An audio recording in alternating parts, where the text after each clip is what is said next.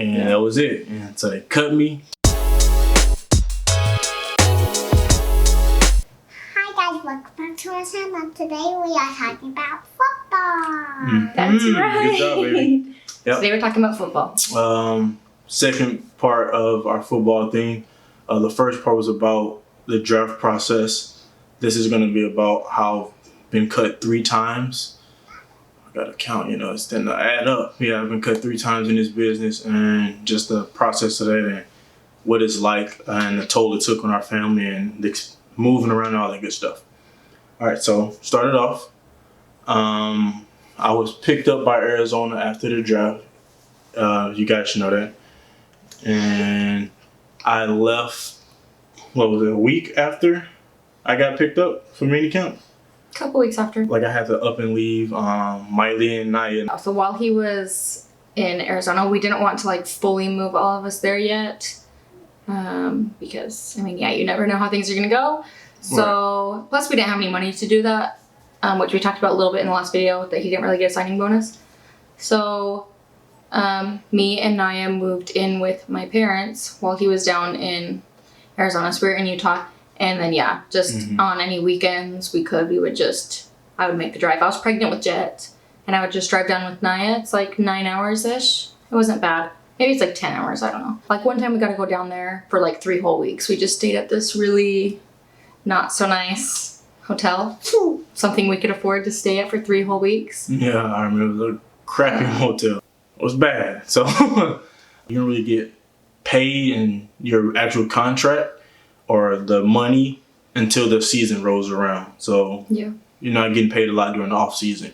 I do training camp, and I'm playing in the preseason game, feeling really good in Arizona, playing really good. The coaches are giving me great feedback. Then the last game against Denver, I got a concussion. My own teammate hit me, actually, so that makes it even worse. Went to the hospital because concussions are pretty serious in the NFL, and they should be. So we had to stay overnight in Denver. Me and Naya had flown out there, and his mom and my parents slept that night at the hospital because Trey had to stay overnight for his concussion. All right. And we just knew while we were there, that this meant then he was for sure getting cut. Once I got out the hospital, I was only there for a day, and I had to fly back to Arizona. It was just me and one of the trainers who stayed back with me because the team left me. They flew back to Arizona. So I flew back hoping that maybe they'll put me on IR or something, just anything, and then just getting cut, because I knew I was playing well. And so I texted the linebacker coach. I was like, so what's the word? What are you guys going to do? And he called me, and he's like, man, I really want to keep you. You would have made this team, but there's nothing we can do with an injured body.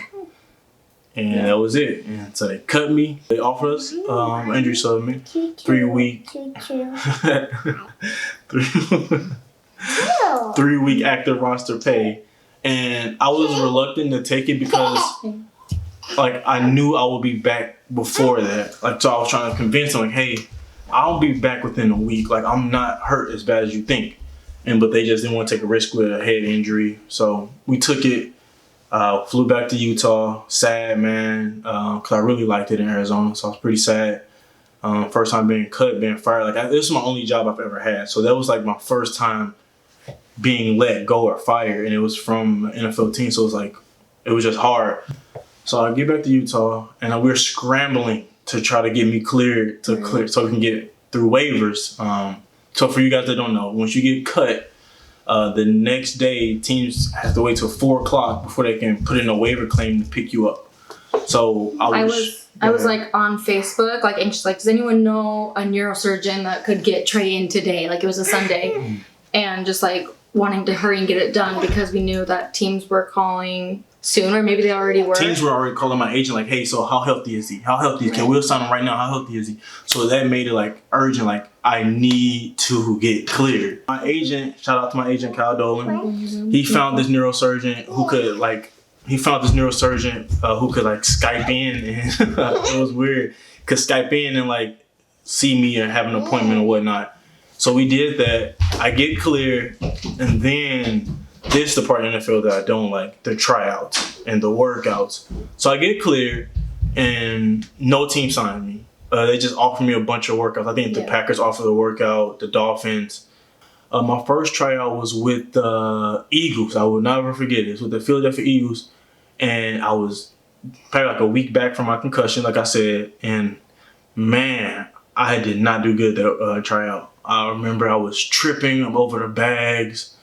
My legs started cramping. Like, it was a bad workout. And I met with the guy. I went upstairs to wait for them because they meet with you after. And they told me, like, hey, we're not going to sign you. Are you in shape? And I lied, of course. Said, yeah, I'm in shape. But I was gassed. Like, I was not in the best shape because I wasn't doing a lot of running because I was still waiting to be cleared by a neurosurgeon. And so they called Kyle, like, hey, man, like, he has good feet. My agent, they called my agent and say, hey, man, he has good feet and he's fluid, but he's not in shape. And so my agent get back to him like, hey, Trey, if you want to do this, you got to get in shape. So I get in shape and I go to my second workout with the Dallas Cowboys. And I killed this workout. I mean, it was just me and the coach out there, and I killed it. Like, they were very impressed with me, and I was impressed with the organization. He loved it out there. I loved it. Like, I remember telling him, like, this is where I want to be. Yeah. Like, this place is amazing. I loved it. Like, I felt at home there. So I do great on that workout. Again, they don't sign me, though. So I'm still bummed. Like, man, I killed that workout, and I still don't get signed. Like, is this it? At this point, we were still I was living with my parents with Naya. And yeah, he was just kind of, flying all over the place, and everyone would know that he had like these workouts, and it was just constantly like everyone calling me all day, like, so what happened? Mm-hmm. And again, just like I think if you watch our draft video, me being like, stop calling me, like, I'll tell you if something happens. But everyone just wants to know what's going on and hopes that Trey gets signed. Like, you have to tell people, like, he's going to these workouts and he's probably not going to get signed. Like, which that's the reality of, like, you go there thinking, hey, I'm going to get signed. Right. But when teams bring you in for a workout, they're not bringing you in to fill a need. Right. They're bringing you in just in case somebody get hurt 3 weeks from now. I mean, then call you. So I would always, I'd go drop him off the airport, and every time it was like, he'd just pack one backpack of just like one extra outfit. Yeah. But it would be like, well, I hope I don't see you. Like, right. See you later. I hope you stay there. I hope that the next time I talk to you is I'm moving out there because you just got signed to them. But then I'd get the text the next day like, oh, they said it was great, but they're not signing me. Come pick me up at 2:00. Mm-hmm. And I go pick him up, and then a couple days later, same thing. Like, oh, I hope you sign with this team, and I hope you don't come back. So, but he always would come back. Always would come back. So I think, then like I said, I tried with the Cowboys, killed it, came back not signed. So I think the next week or maybe 2 weeks later, I was flying out to Tampa Bay. I flew out to Tampa Bay. Yeah. I got there, and I would never forget because it was so crazy. I was watching Monday Night Football because I got there on Monday. My workout was on Tuesday. I got there, I watched Monday Night Football, and it was the Cowboys versus the Cardinals. Two teams that, like, I've been talking to or whatnot. And I saw that one of the Cowboys linebackers had got signed. Let me reverse that. So you on the NFL, you have a 53-man roster, and you have a practice squad roster, which consists of 10 guys. And so I saw that one of the guys on the Dallas Cowboys practice squad linebacker, he just got picked up by another team because teams can take from practice squad as much as they want. And so I was like, this is my chance. Like, they love me. So I text my agent, like, dude, it's a spot open. Like, call him. He's like, what you mean? It's not a spot open. I saw it before my agent did because I was constantly looking at the news around the league because I wanted to be signed so bad. And so he called the Cowboys. Remember, they got a game right now, Monday night. He called their guy. He's in Arizona at their game. He's like, and the guy picks up, hello? And he's like, yeah, so you guys lost a linebacker? The guy from the Cowboys didn't even know. Like, he was like, we did? Because, like I said, teams can take from practice squad whenever they want. So they hadn't got the news that the guy was signing to the other team. And he looked through his email or whatever, and he's like, oh, you're right, we are. And so my agent's like, are you still interested in Trayvon Johnson? He's like, yes, that's the number one guy to sign for our practice squad. And so Cal called me back and was like, dude, you're a Dallas Cowboy. I'm like, I'm sitting in Tampa Bay finna work out for the Buccaneers. So I'm already in Tampa Bay finna work out. He called me, hey, no, you're signing a contract. So don't worry about working out for them. So I'm like happy as hell. Because I did not want to do another workout. And so I remember I called Miley and tell her, the Cowboys are signing me. And I was with his mom at a doctor's appointment when he called me. He was like, it's not official, like I haven't signed anything yet, so don't tell anyone. And I'm like sitting there with his mom, but I'm like, your mom, like, he's like, no, don't tell anyone, like, it's not official. Because I think he just didn't want to let anyone down. And at the same time, in your back of your mind, it's always like, okay, I get told a lot of things, like, is this official? I get told a lot of things. And I flew to Dallas. I loved it, dude. Like, I loved it so much. He was so excited. We were so excited. So excited to be there. So excited. So I was there for, what, a week before you guys came out? 2 weeks? Yeah, like, not even. It was like, probably like 4 or 5 days later. Right. Once me and Naya were all... Jed's supposed to be sleeping. I don't know if you guys can hear that. Yeah, so like 4 or 5 days later, me and Naya packed up and flew out to Dallas and stayed at the same hotel that he was staying in. We just lived in the hotel for a bit. Which, that's another thing. Like, you're so reluctant and afraid to get a place. Right. Put your name on the lease because you don't know how long you're going to be there. But even like a lot of families don't even fly out to the new city. Nope. Or at least not to like 3, 4, 5 weeks until they know like this person's sticking around. He's going to stick around. Because you just don't know. For the most part, we're just like, let's just go for it because like we have kids that I want Trey to see, and they're young enough to where they're not in school and I'm like uproot them. Makes so it's like a lot easier. We're always just kind of like, may as well go be around him. If we get cut, then we fly back. Like, all right. So we found a place. We do the year there in Dallas, and I love it. I was on the practice squad the whole year until the last week of the season. The Colts. I remember my agent called me. I was laying in bed. I think it was like an off day or something or whatever. And my agent called me like, hey, the Colts want to sign you off the Cowboys practice squad. Like, do you want to go? And I'm thinking, hell yeah, I want to go. Like, if the Cowboys ain't going to call me up, I want the more money I can get. I was really excited, but at the same time,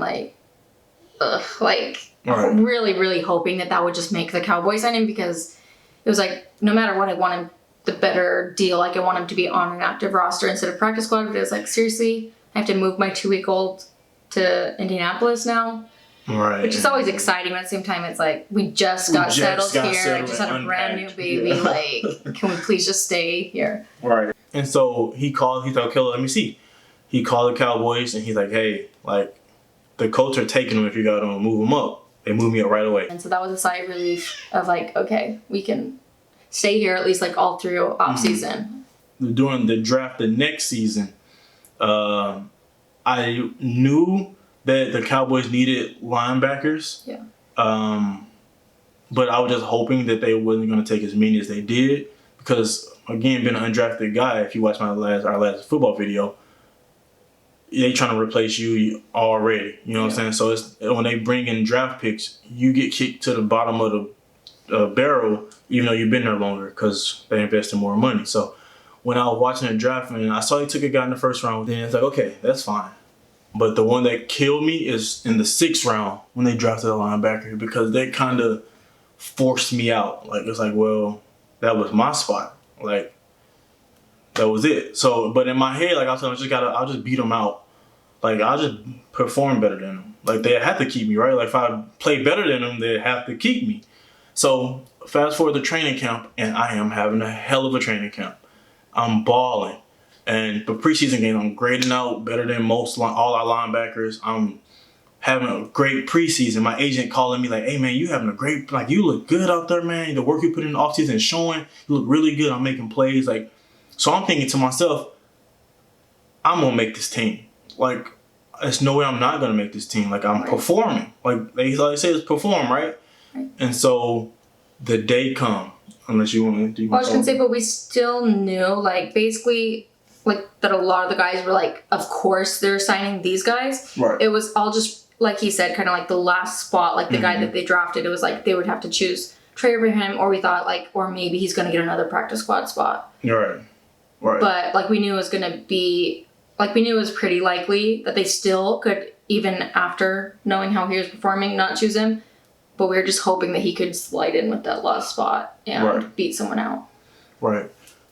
So the day comes, the worst day in the NFL. Like, the guys around the league can tell you, though, it's the worst day in the NFL for guys who aren't getting cut and for guys who are getting cut because you build relationships on a team that and a bond with guys, and it's like that day is gone. Like, I might never see you again.